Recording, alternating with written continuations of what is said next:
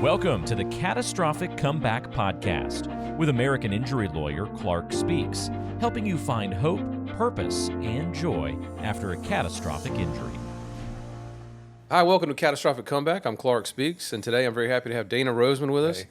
Dana is a cabinet maker and a cabinet designer, and that's what he's done, furniture builder. He's done that for years and years and years. And then also he is a pastor and has started churches and preached in churches for years, and is also my uncle. And I thought that was important that we get your perspective because, you know, some of my faith has come through this series, you know, and as we've talked to people, it's come up. It just is a natural thing that does come up when you're talking about really fundamental life-changing things. And I got some of my faith and the way I think about these kinds of things from you and from the way that you think about these kinds of things. So I thought it was important that we have you on. Welcome. Thank you for being here. It's good to be here, Clarke. I appreciate the opportunity. Well, so you didn't set out to be a pastor. You set out in a different trade. You were a builder, a furniture maker, and that kind of thing. Is that right? And an artist, and I'm getting back to that now. Right. But yeah, designing cabinets. I've actually trained someone else, got them started in their own business, so I do the design work for their business now. Oh, great. Because I wanted to get out of the day-to-day cabinet making business. Sure. And yes, as far as being a pastor, it was sort of an accidental profession. There's really a shortage right now of pastors. Oh, yeah. And about 20 years ago, people kept encouraging me, Dana, you need to do this, because I'd been a Sunday school teacher for about 30 years at that time, and it was always growing classes. And so I sort of slid into it sideways. I went to Bible school for a year, had somebody else run my business for that time, and then I got sort of fast-tracked to ordination, which was a blessing, and I'm now pastoring a church that I didn't mean to start. I felt my job was to help strengthen churches that were still there but that weren't doing well. So I did a few interims. And So that means that if you recognize that if a church isn't doing well, they might call you and say, hey, can you come help? And you'll stand in for a little while, get them back on their feet, That's and it. facilitate their transition to whatever is next for them. Yes. Okay. And it was the first time I did that. I was there 11 months and helped them straighten out some problems that they were having, and then help them recognize who they were and who was going to be a good fit for them as a pastor. I got you. And after 11 months, they were able to call a pastor, and the church is still doing well today. Oh, great. So, Okay, and then so you did that a few times, Yes. and then this last time, what happened? Well, it was a church that had a lot of internal strife, had it for 30 years. So I came in on an interim basis. I was there for about 6 months, and about 40 new people came during that time. The internal strife actually escalated during that time. I was not going to be able to solve their problems. But all those new people, I said, listen, I know that you're wanting to grow in your faith. And I said, so in 2 weeks, I'll be somewhere else, and I'll let you know where. And 34 people showed up the first Sunday. Oh, wow. And we've just continued to meet together for about a year now. Oh, that's great. So, That's great. So when people hear, let me ask you this. Let me sidetrack for just a little bit. When people hear about internal strife in a church, I think a lot of times it turns people off, and it makes Yes. people think, well, they're just like everybody else. They're just, why would you want to, go and participate in something where they can't even get along themselves? What is your response to something like that? God's intent for the church is to represent Him.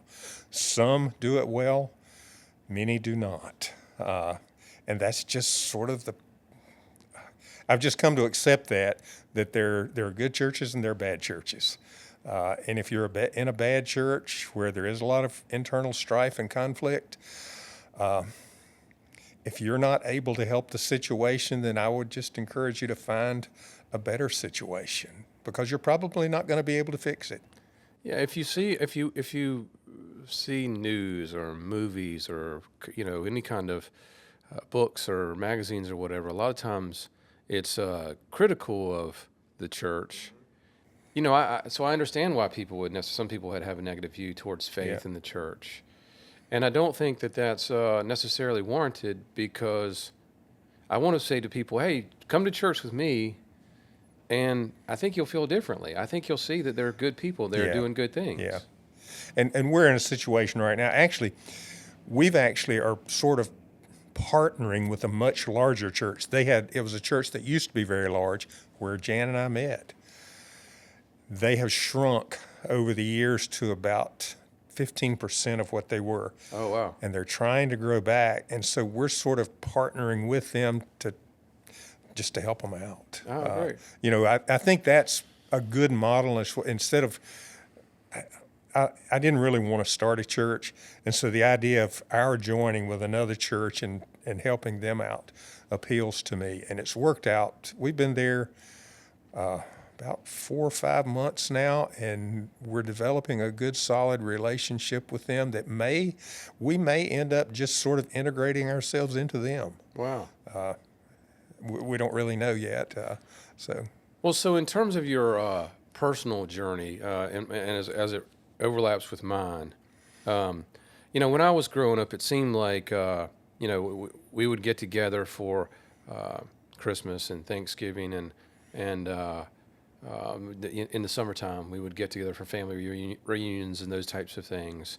And it was my mom, who was your wife's sister, their other sister, her mother, and all this, and all the kids would get together and on a regular basis, right? And you know, there was a couple of spiritual leaders, faith leaders in that group. When we got together, they would pray. It'd be you, it'd be Susie, Bob, Yeah. and those were kind of the spiritual leaders. Is that fair? Is that consistent with your recollection?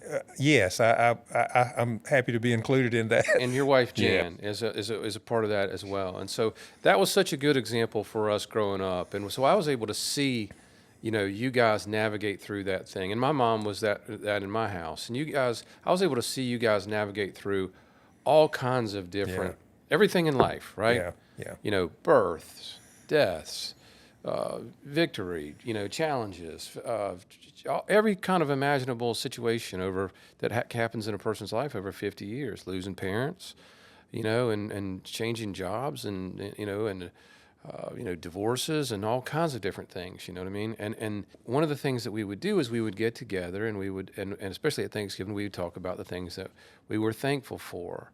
And that gratitude has become a big part of you know, kind of who I am and what I believe and what I think is important about life and about enjoying it and about contributing to the lives of others. And anyway, so what this podcast is about is this.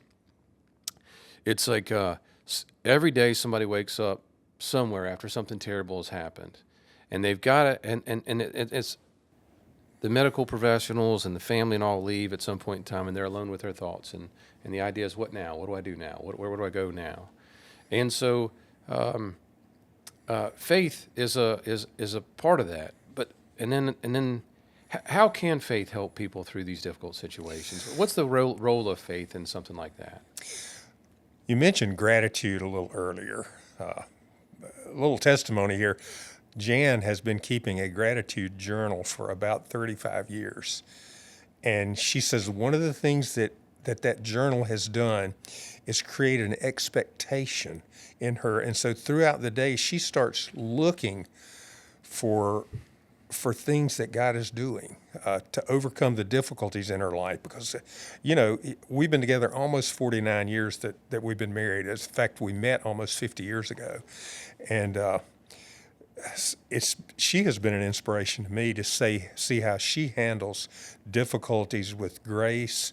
And she will tell you that the fact that she started being expectant by practicing intentional gratitude. And so I would say that's one of the biggest ways to build your own faith is to practice intentional gratitude. And I've watched her do that for 35 years. Wow. And in fact, one time I was cleaning out a closet and I came across, and I counted at that time, this was probably 10 years ago, I counted 30-some gratitude journals that she has filled up through that period of time.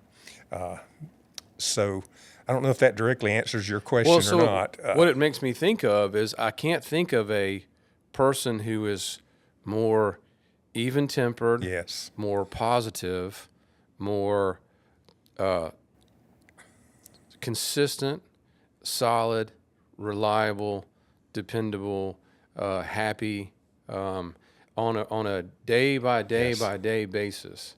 And if that seems boring, it's not. It's not intended to, because it's just like it's just like a person who has led an intentional life that has had a tremendous impact on other people. And it looks like to me that she has enjoyed every minute of it. She has, she has endured trials as well as anyone I've ever known. And I can attest to what you were just saying, living with her on a day-to-day basis for almost 49 years. What you're seeing is the real her. She has a real depth of faith that has carried her through every trial. And she's been an inspiration to me. So I'm a Christian, and I always, since, that was all part of my childhood and everything else, and I still, like, somebody cuts me off in the traffic, I'm rah, Well, that just means you're human. Get upset or whatever. Well, maybe, so that gets to my question. I have never seen her upset about any of those things, and she's been through all the same things that everybody else. She never loses her cool, And truthfully, now that I think about it, I don't remember ever seeing you lose your cool. Well, we have. Okay, that helps me. That makes me feel better. I went through a period, especially in my late teens, where I think it started whenever I lost one of my closest friends when I was 15, and I went through a terrible struggle at that time with my faith. I actually quit going to church at all.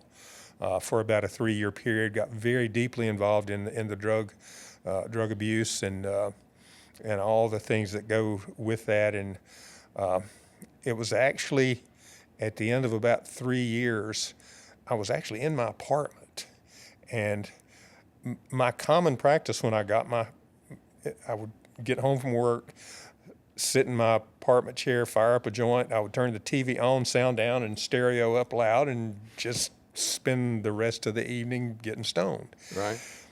One evening I was in there, and I just sensed God's presence in the room with me. And I just said, what do I do?